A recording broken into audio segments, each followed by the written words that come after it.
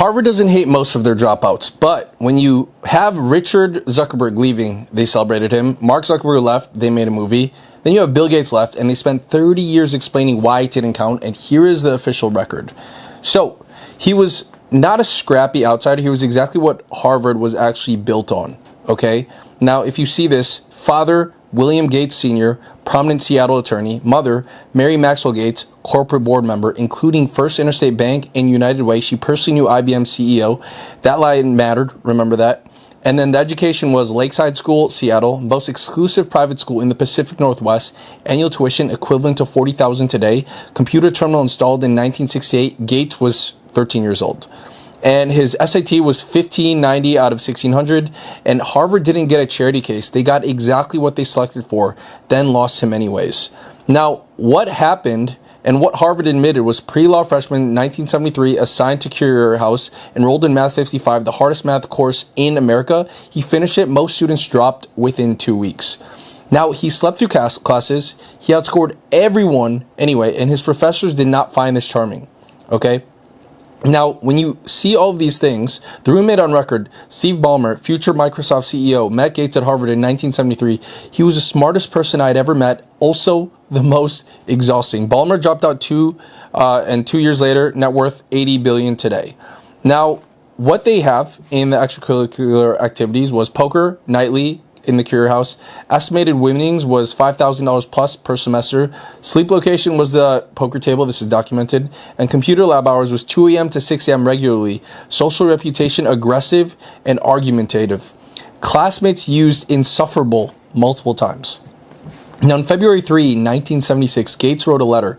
The tech community never forgave him. An open letter to hobbyists. Homebrew Computer Club newsletter.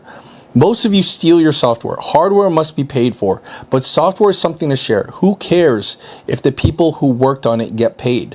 One thing you do is prevent good software from being written. Who can afford to do professional work for nothing? Now, this is the letter why the tech world hated Gates before he had anything worth hating him for. And this is when he was like 20 years old.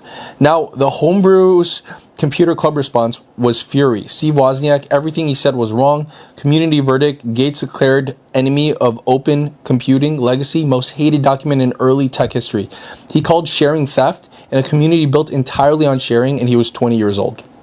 Now, in 1975, he told Harvard he was leaving. He said he'd come back. He never did. What Harvard said at the time was never been widely reported. Well, Gates said, I'm taking a leave of absence. I'll finish the degree. This is a temporary thing. The opportunity has a window. He believed all of this in 1975.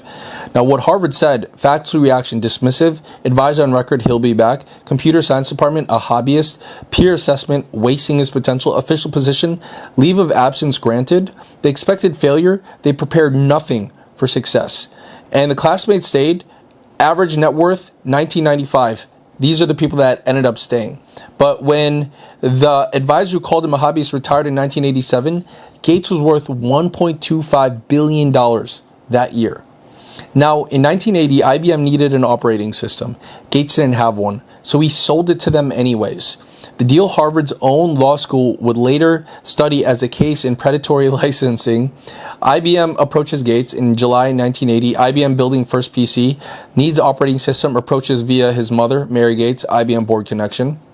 And Gates buy QDOS, Seattle Computer Products, Tim Patterson, programmer, purchase price $50,000. Patterson not told IBM contract exists. Now, the clause IBM missed, Gates licensed MS-DOS to IBM. Gates retained ownership. Gates can license to anyone else. IBM lawyers did not catch this. MS-DOS value by 1985 was 200 million plus. Now, IBM approached Kildall first. His CPM OS was the industry standard. The meeting went badly. IBM came to Gates and said, Gates, MS-DOS was, in the assessment of multiple engineers, substantially similar to CPM. Kildall spent the rest of his life saying so. His window went on record after his death. Now, embrace, extend, and extinguish. Microsoft's internal strategy, documented in court, named by their own engineers. So the phase one was adopt the open standard, appear compatible. Internet Explorer HTML standards, then added proprietary extension only IE supported, forcing developers to build for IE specifically. Phase 2, extend, add proprietary features, create dependency. Windows OEM agreements required manufacturers to pay Microsoft per PC shipped, whether Windows was installed or not. Competing OS still costs the manufacturer money. Phase 3, extinguish, break compatibility. Competitors stop working. Netscape Navigator, 90% market share in 1995, i.e. bundled free in Windows 98. Netscape market share by 2002, 4%, not lost, destroyed. Also destroyed. Netscape, gone. WordPerfect, gone. Lotus 123, gone. Stack Electronics, gone. DRDOS, gone. This was not a competition. This was documented in 300,000 pages of court exhibits. Now, August 1998, federal courthouse, Washington, D.C., the most powerful man in technology stonewalled a federal judge for 3 days. United States versus Microsoft Corporation. The videotape deposition of William H. Gates III. The deposition on day 1. Did you know about Netscape's business plans in 1995? I'm not sure what you mean by know about. Question answered, no. Deposition day 2. Did Microsoft view Netscape as a competitive threat? What do you mean by competitive threat? I want to make sure I understand the question. Question answered, no. The moment the judge stopped believing him, you were at the meeting, correct? It depends on what the meaning of were is. Judge Jackson expression documented as contempt. Harvard Law School used a deposition as a case study in how not to testify their own alumnus.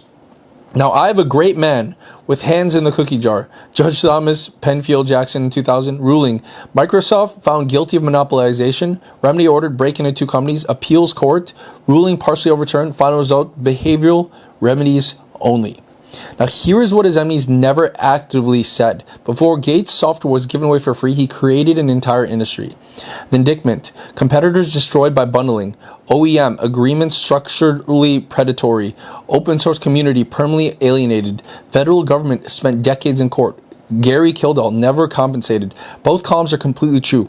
The hatred was earned, so was the achievement. But the achievement, software established as viable industry, PC in 90% of American homes by 2000, computing costs down 99% in 25 years, millions employed in software industry, standard platform enabled internet era.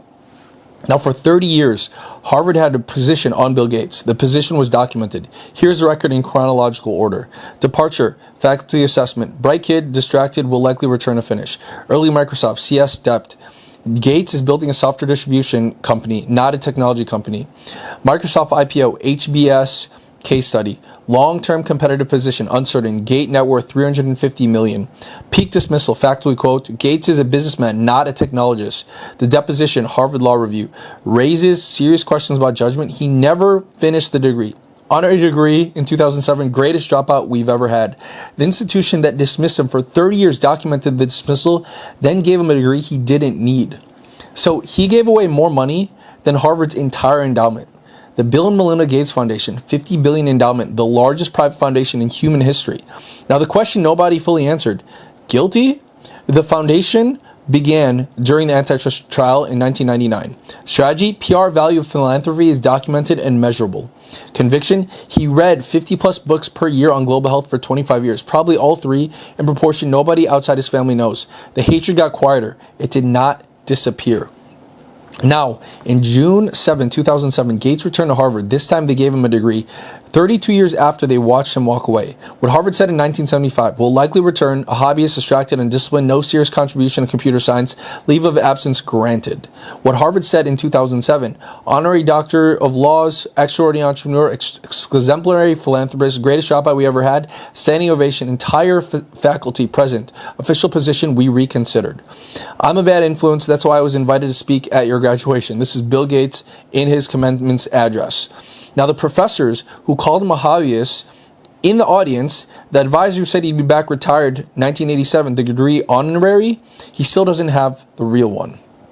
Now, the credential is not the asset, the window is. The credential world optimizes for the world that already exists. For your timeline, regardless of the opportunity, credentials open doors in existing institutions, risk profile, low variance. Harvard's offer in 1975, all of this, best strategy for a stable world. The window world optimizes for the world being built. Timeline determined by the opportunity. Execution opens doors in new institutions. Risk profile, high variance. Gates read in 1975. The window closes in 18 months. Only strategy when the world is changing. The question is never, should I get the credential? The question is, Which world am I operating in? Gates wasn't smarter than the people who stayed. He correctly identified the window for a specific opportunity, would close before the read would open any door worth walking through. This is a one-time non-transferable calculation. It was right in 1975. It's not automatically right in 2024 and 2025 and 2026 and 2027. Now, more Nobel laureates than most countries, Bill Gates is none of those things. He is the most financially successful person Harvard ever admitted. He left before they could actually give him a degree. He came back 32 years later and gave a speech to the faculty that called him a hobbyist. He's now worth $130 plus billion. The advisors who dismissed him has been dead for 20 years. Was Harvard the thing that made him, or the thing that he had to escape, and the thing that he actually go ahead and capitalize? Was that the thing that actually made him who he is today?